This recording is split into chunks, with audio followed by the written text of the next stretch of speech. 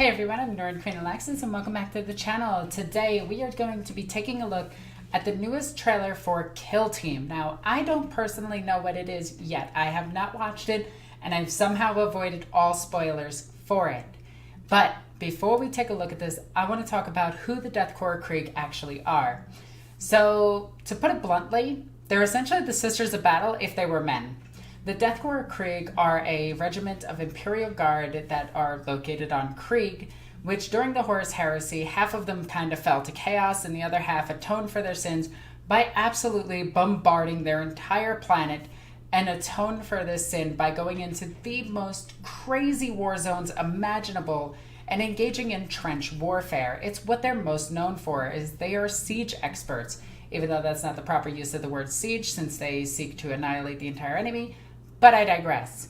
Now, a lot of you may be wondering what the Death Korps Krieg are based off of. They're based off of a mix of a whole bunch of armies from World War I, but most notably, they are based off of the French. Now, I know somebody's going to be like, German helmets, but it's a French officer's uniform. They are based off of a battle that happened where the French, I can't remember the name of the battle, so please forgive me, but the French retreated from a city and let Germans occupy it, and then they bombarded the entire thing and then went in there and just murked everybody. That's where the Krieg draw their inspiration from. So it's kind of a cool little thing. Also, the Krieg have some of the coolest aesthetics with the giant gas mask over their face because their world is completely irradiated and are most known for their e-tools. So with all of that said, let's get into this. Let's check this out. I am really excited about this. So this is my first reaction to this. And then we're going to break it down and do an entire talk about. Let's go. Let's make sure this is at a good volume. So right off the bat, we have a lasgun in the background.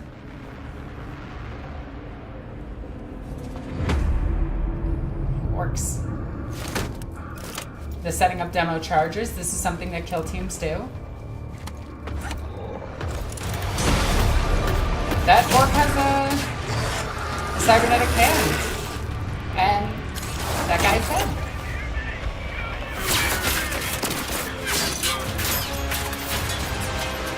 Box operator. Oh, I love how this orc is shooting. I love how the orc looks. Oh my god. I guess I'll just die. Is that orc aiming? Why are you looking down your sight to see? Oh, that's like a... Ooh, that's bad. So that's a long las. That's a weapon that's capable of killing Space Marines. That's a bomb squig!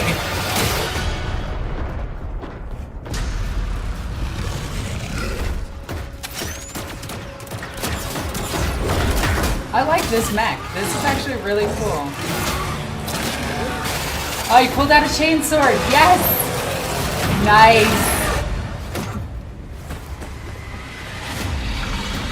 A burner boy. Honestly, he would last quite a bit of time in the flak jacket. Yeah, he'd be able to do that.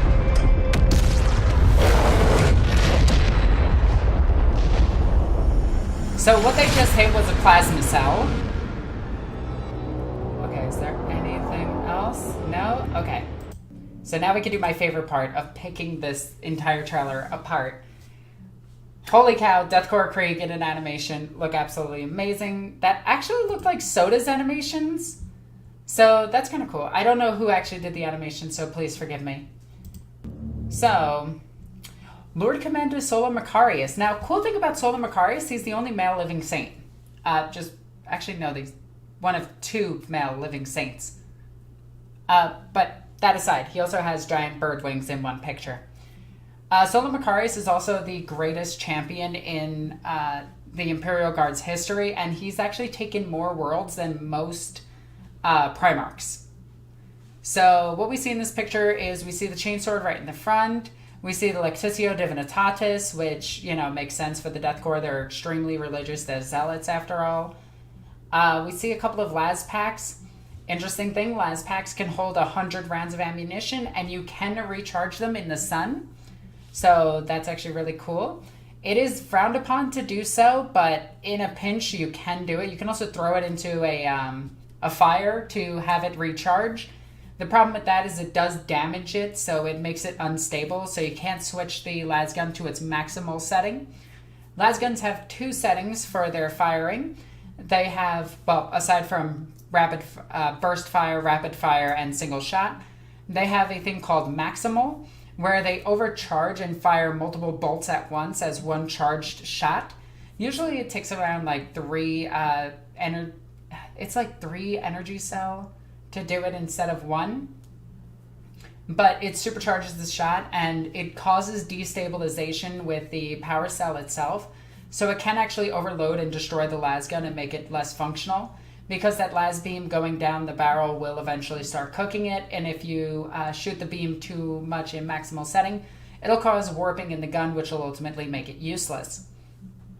Lasguns fire at the speed of light, vaporizing anything that they touch. When they hit the body, say if it hit me in the arm, it would boil everything within about an inch and then blow it up, because that's what lasguns do. They are crazy, crazy, crazy good. They are one of the most efficient weapons, and the reason that they use lasguns over autoguns is autoguns don't hold as much ammunition, and autoguns are made locally and not by the Mechanicus, and lasguns are better for distribution.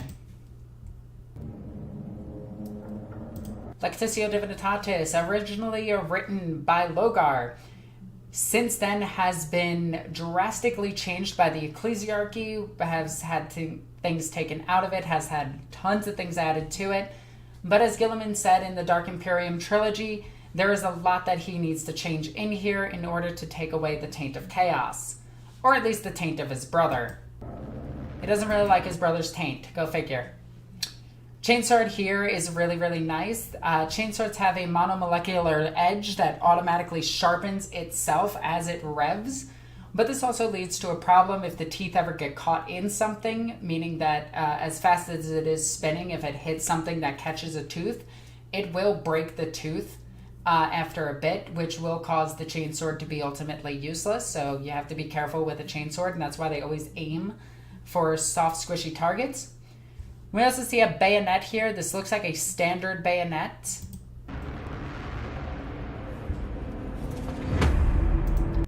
So let's take a look at what we're seeing here. This looks very similar to Necromunda and the High War, so good inspiration there. We see a, right here, which you guys can't see my mouse, I just realized this. But there is a Prometheum plant right here, and they are drawing what looks to be oil from the ground itself, but if we go back not that, I meant to do back. Okay, so right there, that's a thermal plasma regulator right at the side, on the right-hand side underneath it, but it is deactivated currently. Now, I know that there's a way to go. Yeah, here we go.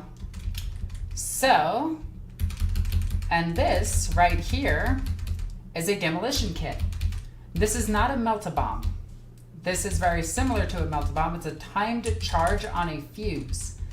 So you'll see a lot of these in Dark Heresy. This is extremely useful. So Deathcore Krieg use a lot of older technology comparative to the rest of the Imperium. When it comes to their guardsmen, they're not equipped as well as they are. This is a grenadier, I believe. Yeah, this is a grenadier.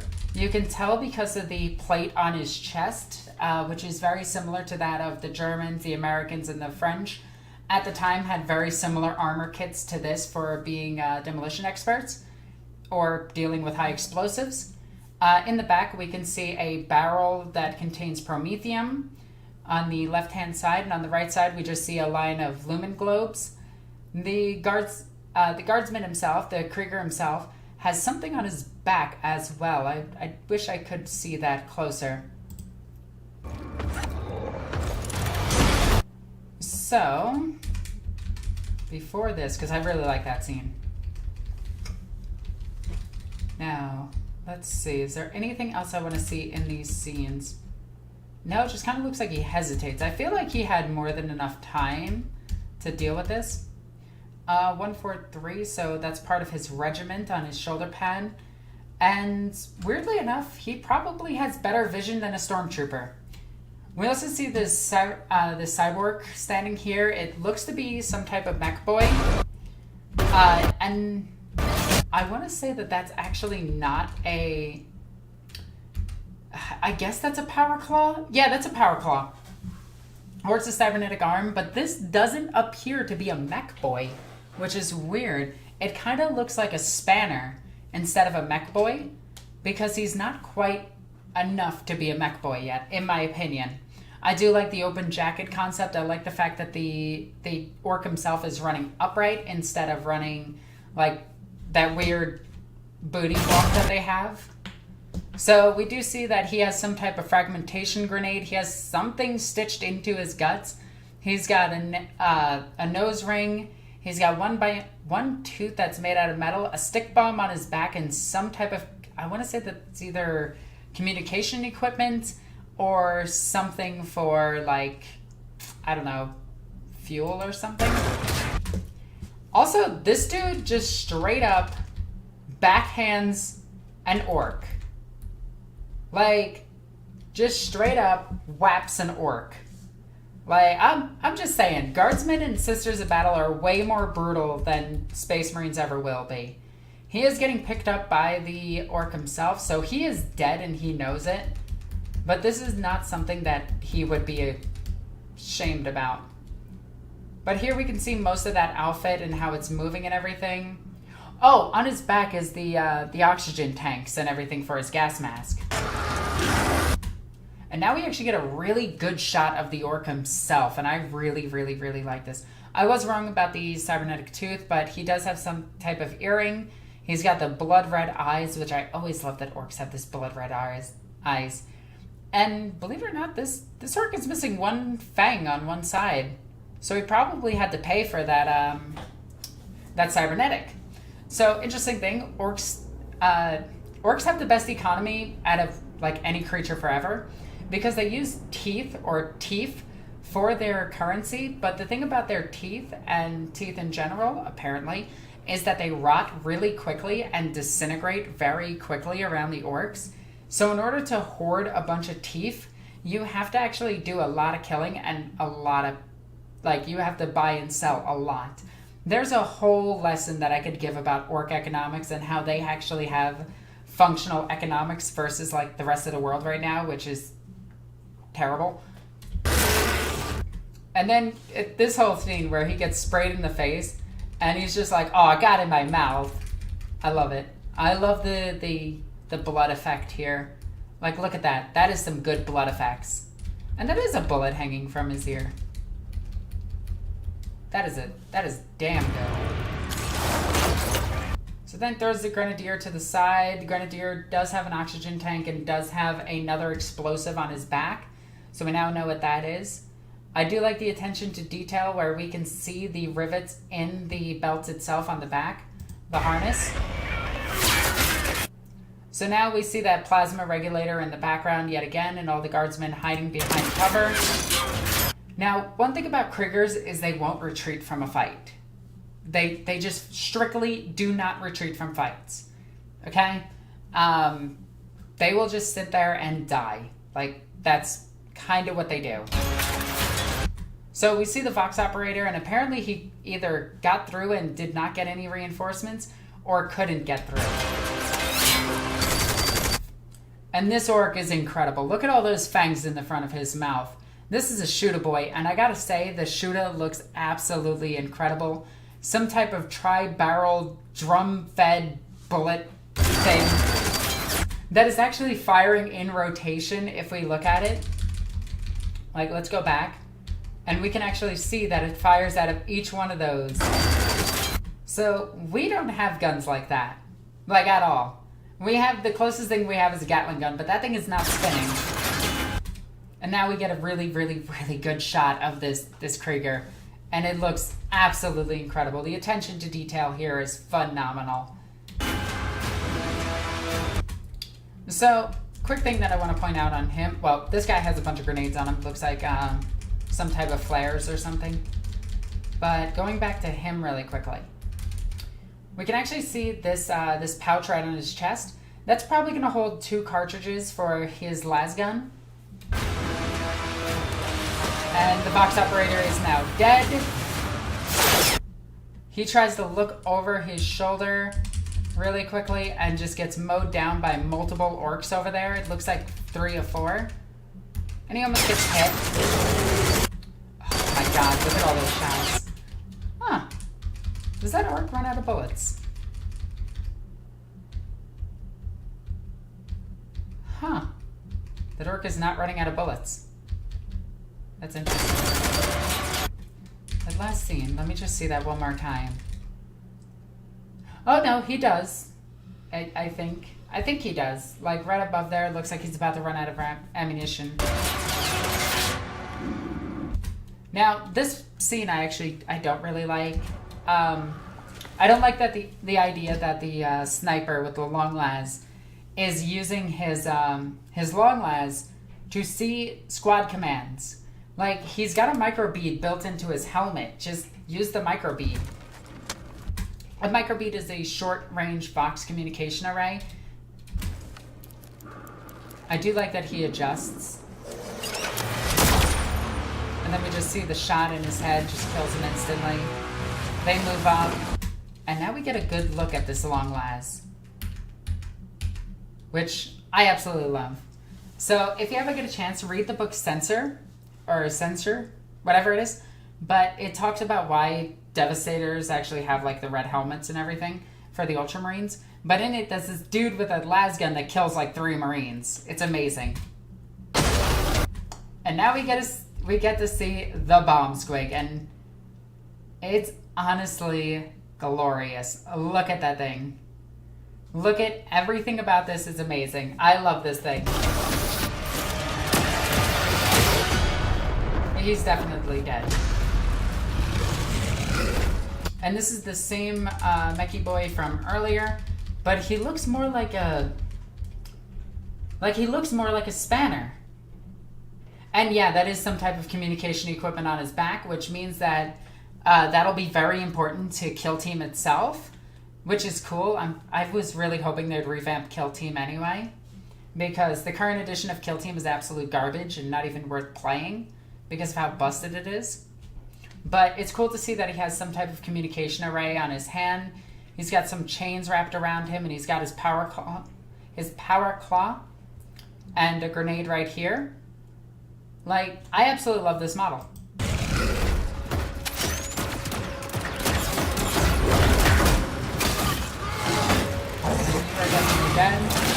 Now, this is actually cool to see, because we get to see how they actually fight with chainswords. So this is how humans fight with chainswords, not how sisters or how anybody else fights with chainswords. Let's turn down the speed really quickly. Let's turn it to 25. Whoa, that sounds weird. But like deflects, hits in his chin.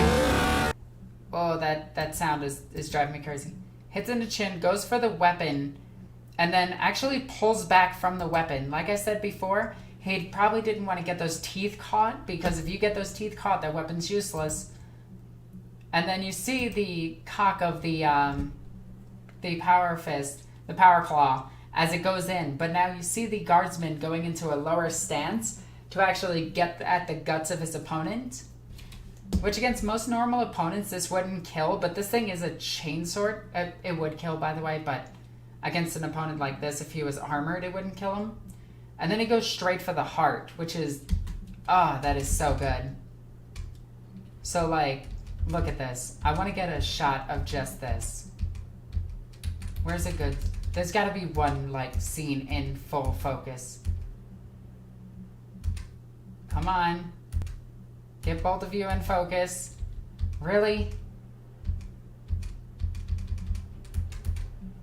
Okay, so that's like the closest scene of both of them in focus. So there's a lot of blurring going on here to make the animation smoother.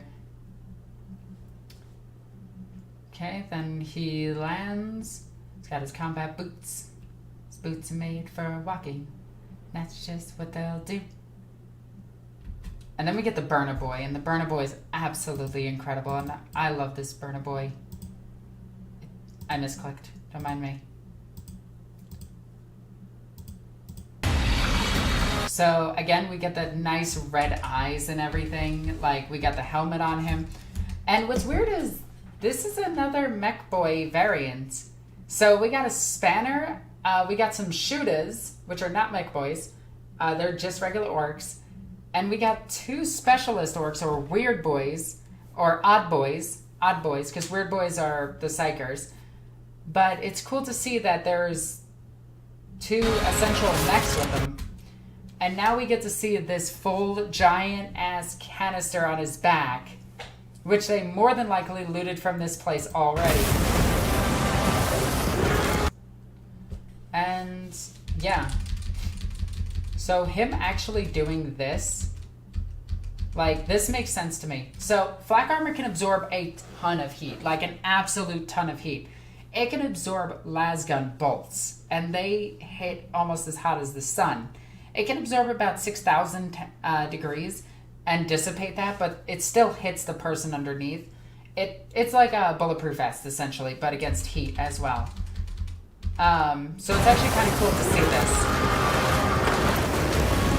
And then he doesn't give up. He just keeps going.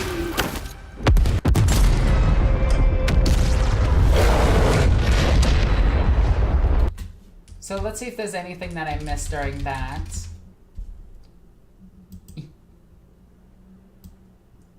Let's get that nice burning guardsman. I'm not sure what I want as the thumbnail though. I think I want the roasty toasty guardsman. God, that's so cool. Like, the guardsman's actually like reaching out for help when he gets hit. Because you see it instantly as he goes into flames. So let's see, what scene do I want? Is there one of him in focus? Because you actually see that the eye lens cracks and melts. Like, there it is, there's the crack. So fine, crack. Which is really, really, really cool. Come on, show me a scene where it's in focus. Wait. Yeah, there we go. That's what I wanted.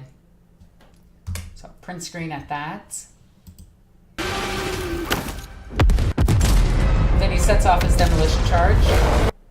And the orc roars at it because orcs.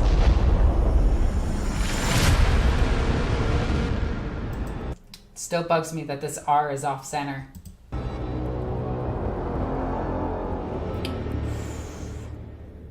There was a lot in that trailer. The ultimate reimagining of Warhammer 40k's iconic skirmish game. Please, please, please just make it Warcry. Warcry is fun. I enjoy Warcry.